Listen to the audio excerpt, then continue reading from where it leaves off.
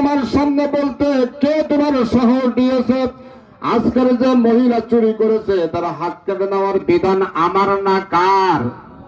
আল্লাহর বিধান। শোনো আমার সাহাবার, আজকের এই চুরির ঘটনায় যদি আমার মেয়ে ফতেমাও চুরি করত, আমি বিশ্বনবী, আমি আল্লাহর হুকুম অনুযায়ী তারা হাত কেটে নিতাম। এই হলো ইনসাফ, এই হলো সঠিক বিচারের ফয়সালা আল্লাহ পাক কোরআনুল কারীমের ভিতরে দিয়েছেন।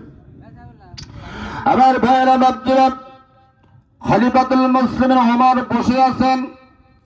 দুইজন যুবক এসে বলল, ইয়া রাসূলুল্লাহ, ইয়া আমিরাল মুমিনিন খলিফাতুল মুসলিমিন ওমর, এই যুবক আমার আব্বাকে হত্যা করেছে, এই যুবক আমার আব্বাকে হত্যা করেছে। কেমন করে করলো? যুবক তুমি বলো, কেন তুমি তাদের বাপকে হত্যা করেছো?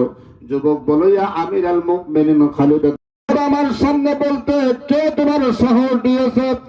আজকের যে মহিলা চুরি করেছে তারা হাত কেটে নেওয়ার বিধান আমার না কার?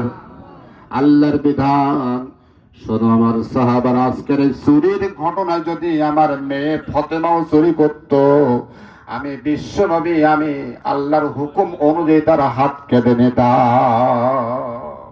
এই হলো ইনসাফ, এই হলো সঠিক বিচারের ফয়সালা আল্লাহ পাক কোরআনুল কারীমের ভিতরে দিয়েছেন। আমার ভাইয়েরা বাপজিরা, খলিফাতুল মুসলিমিন ওমর বসে আছেন। দুইজন যুবক এসে বলল, ইয়া রাসূলুল্লাহ, ইয়া আমিরাল মুমিনিন খলিফাতুল মুসলিমিন ওমর, এই যুবক আমার আব্বাকে হত্যা করেছে, এই যুবক আমার আব্বাকে হত্যা করেছে। কেমন করে করলো? যুবক তুমি বলো, কেন তুমি তাদের বাপকে হত্যা করেছো? যুবক বলো, ইয়া আমিরাল মুমিনিন খলিফা